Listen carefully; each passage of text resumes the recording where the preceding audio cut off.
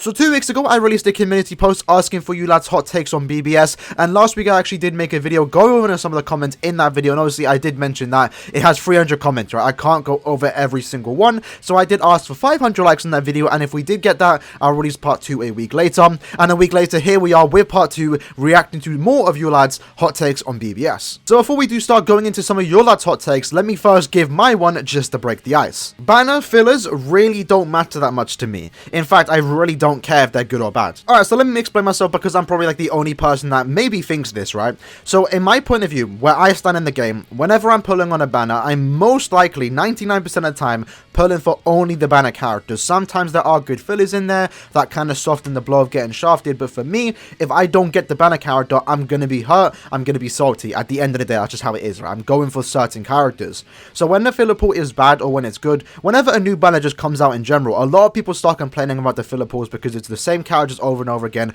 which is a valid point, by the way. I'm not saying it's not, but to me personally, I really don't care. The rates are what they are. They never really change, you know, from banner to banner. It's always 0.5% rate for a banner character. I know that, and the fillers there, whether they're good or bad, it doesn't matter, because at the end of the day, I'm going for a banner character. If I don't get them, I'm going to be salty, and whether the filler characters are good or bad, it doesn't help the fact that I just didn't get the character I wanted. I'm okay with modders for epic raids, and I think most of us agree. I think the only people that have problems with modders are the ones that do it in Guild Quest. This is a common thing, right?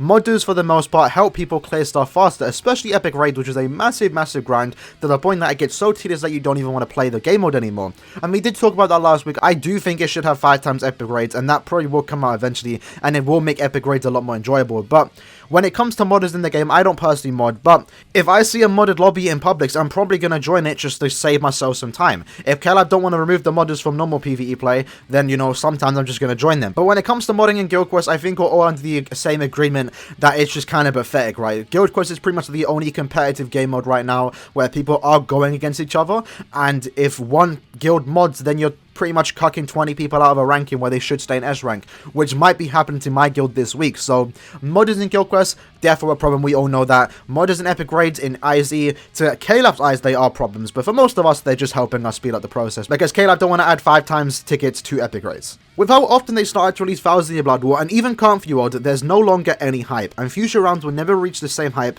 as rounds 1 to 4 of Thousand Year Blood War. And you know what? I think I kind of agree with this. I think for the most part, if you weren't playing... fucking voice crack there, Jesus. So if you weren't playing the game during round 1 to 4's release of Thousand Year Blood War, it was a different experience, and that's for me at least, because they actually announced from round 1 that we were only going to be getting 14 manga characters. So every time a new banner came out, it was always fun theorizing and trying to predict what characters will be included in these 14 characters. And when round 2 came out with Yachiru being in that banner, the pink-haired one, it did kind of throw up the community saying, yo, hold on, if she's in here now and she got shafted, that means someone isn't going to get included. Characters like Soifon, someone like Isaac, which was guaranteed in my opinion to be in the first 14 characters, weren't included. So it was kind of a different experience trying to expect what characters will be coming out, and also the fact that the manga banners were still fresh new at this time. They were still the most hyped thing for the game, and they were releasing one every 3 or so months, to the point where it was quite spaced out. Now fast forward to the pretty much end of 2020, the last 5 or so months of 2020 were pretty much all just Thousand Year Blood War banners at the end of every single month. So that kind of got a bit repetitive. It kind of has like lessened the hype or the novelty of manga characters to a certain extent, but I still think, you know, these upcoming manga characters, whether we are getting some at the end of the month, you know, they're still hype as is, right? I'm still the most excited for a manga banner compared to like other banners in the game. But yeah, it was kind of a different experience compared to the first 4 rounds, because I think they were way more limited to what they are now, where we're pretty much almost getting them every single month, except for 2021, where we haven't gotten a single one yet in 3 or so months. Range collision is not as bad as people make it out to be. I personally find it really useful in Sankamon at times, and they also mentioned about PP, but we did talk about that last week. Now for this, I'm not gonna lie, I kinda agree. I think for a lot of us, we only see range collision as a bad thing, which it can be at certain times. It's not as consistent as melee collision attacks, but, you know, Caleb have to spice up. They can't give every single character a 3000 length beam, right? So I really don't mind characters getting range collision strong attacks. It's really not that big of a deal, especially because the game's easy as is, especially with a character that has range collision. You can normally just transcend them, and they're going to be one-shotting content regardless, right? They're going to be clearing content just as fast as characters with only melee collision attacks.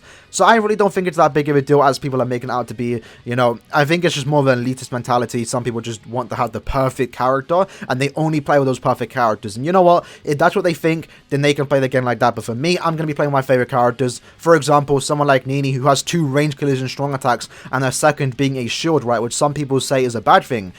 It doesn't matter. She can clear safe, she can clear fast, and in my opinion, she's a very fun character, and one of my more fun, most used green characters in the game. Doesn't matter if she has range collision, I'm gonna be using her. Clear speed is an outdated argument for what makes a character good because it's only used in reference to IZ, because back in the day, IZ had no pot units, no 5x run, so every second mattered. Now, that's what you call a hot take, lads, so I personally do agree with this, I'm not gonna lie. It's one of the main reasons why I haven't updated my tier lists in a long time, and even though I think tier lists have become kind of redundant, that being said, I'm still probably gonna make some because it's fun to talk about characters. But a lot of people in this community base their tier list on how fast a character can get content.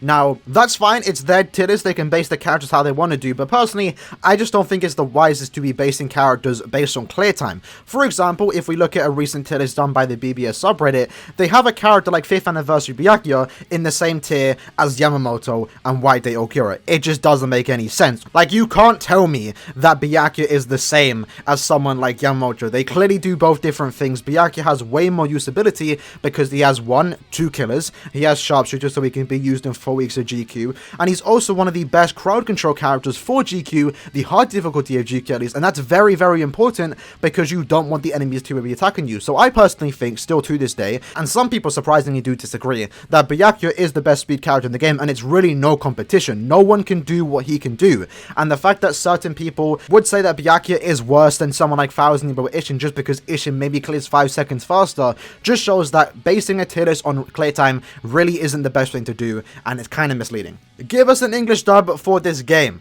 Now, this I would personally really like to come to the game. I've watched the anime in both dub and sub, so I really don't mind any of the voice actors. Obviously, I do prefer the Japanese ones. Unfortunate as it is, you know, it's never going to happen, right? It's way too much work for KLab, and it's almost not worth the energy, and I don't think the demand is even there for that. That being said, though, it would be nice if they did add it. I would actually love to hear Johnny Young Bosch on the mic, screaming "Get a potential" whenever I use the soul bomb. That'd actually be really, really cool. But one thing I do want to mention is that some games actually have included certain characters to be released with English dubbing, right? For example, the SAO Memory D-Fry game, I think, is the only game I've seen do this, where essentially they released 2 new characters for the sole purpose of being English dubbed. Even on the Japanese version of the game, they came with an English dub. They don't even have a Japanese dub for those 2 specific characters. It was a Kirito and Asuna. Every other Kirito, every other Asuna in the game is Japanese voice, but those 2 specific characters came with an English dub, and I thought that was kind of cool. And if you were a fan of the English dub, then you would be able to summon for those characters and then play with those characters in English dub. And if you're someone that's salty about having English dubs in the game, then just don't use those characters. So that would be pretty cool if they ever did this for this game. Really doubt it. I'm not even holding out for it. It's never going to happen, but it would be nice. Lunges are slow and clunky a lot of the time. Would much rather have any type of range collision attack over a lunge. Now, that's kind of a hot take, not gonna lie. I'm not gonna disagree with it, not gonna agree with it. It really comes down to personal preference. You know how to play the game, you find enjoyment with the characters that you like, and I can't really disagree with that, right? If you don't like lunges, that's down to you. Don't play characters with lunges. And I can kind of see why you do think that. To me, personally, I would much rather have a character with a beam over a lunge, but again, it just comes down to who you are and what you actually like playing within this game. Cornfield Kenny is way too underrated. Nah, for real though, I can kind of see that. I'm not going to lie. Kenny is a bit hit or miss. The main reason why I think he's trash, you know, he's still one of the characters you should be going for anyway, because he is the, you know, Linksort character. You should be pulling him regardless, but it's because you have to use him in co-op, and that just makes him a real hassle to play. To the point where I'm someone that doesn't have Kenny, but I have every other Linkstar character, and I don't even want to pull for Kenny because I don't want to use him when it comes to farming in co-op. If you're someone that for some reason only farms single player IZ, then sure, Kenny's not bad. And even having said that, I wouldn't mind Kenny to have just for, like, you know, guild quests or epic raids, but for co-op in IZ, that's a hassle to use him. But then again, I'm not gonna lie, it would be nice if others could carry me instead of me carrying them, but at that point I'll be playing the game less, so I'd rather not have him. Defense builds in PvP are way more cancerous / OP than Jurugum and Tsukishima. And you know what? This is something that I've been thinking about lately too. And it's true, honestly. With Jurugums, right, and the Tsukishimas, it's annoying, right? Because you go into a quest, you have to wait 10 seconds before they even start taking damage.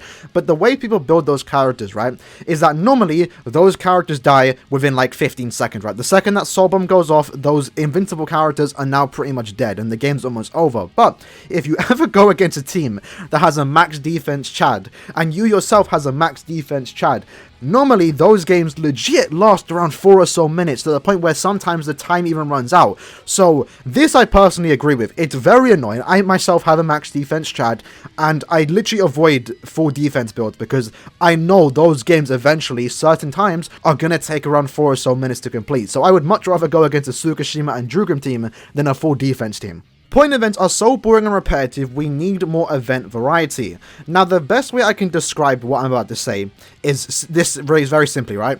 Too much good can be a bad thing. If we look at the past, right, the past events, you know, when we used to get a one event every single week, sometimes it was just to farm Brave Soul tickets, some weeks were just to farm the accessory tickets, some weeks we had a point event, and that's where people would get excited to start playing the game again because they would go ham on the point event. But now, when every 2 weeks we get a new event, it's always the same exact point event, and they even made it easier for us because of all the bonuses you get. It can get a bit repetitive and boring, right?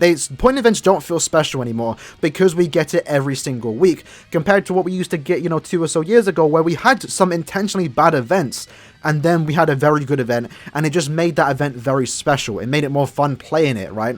So I don't necessarily think it's a bad thing that we only get point events now, and it's the same every 2 weeks, because the rewards are definitely there. But it's kind of like it lost the appeal, right? Point events are no longer special because they become the norm. So I would personally like if Tybw would change up the event section a bit. Maybe do give us a new event every single week, and then maybe for the first week of a new banner, it's a point event with just increased rewards. I think that would be a lot better instead of having one every 2 or so weeks, but that's down to Tybw. They have a pattern, and they're probably not going to break it. So I can kind of agree with this. Point events have indeed kind of lost their touch or their specialty, similar to Thousand Year characters, right? It's kind of like that. Too much good can be a bad thing. But at the same time, the events we're getting now, even though they are more boring and repetitive, it's still way better than what we used to get back in the day. One Piece Treasure Cruise, better than BBS. We're all entitled to our opinions, okay? You know what, Daniel? As someone that actually plays One Piece Treasure Cruise every single day, not going to personally disagree with you. It just comes down to personal preference, right? Whatever you like is what you like. I can't disagree with that. I like BBS. I like One Piece Treasure Cruise. I do personally like BBS more, but if you like One Piece Treasure Cruise more, then all power to you, bro. Tsukishima and Drugrim make PvP fun, and the people who are complaining about them are only complaining because they got shafted on their banners. This is kind of funny. It's true, though.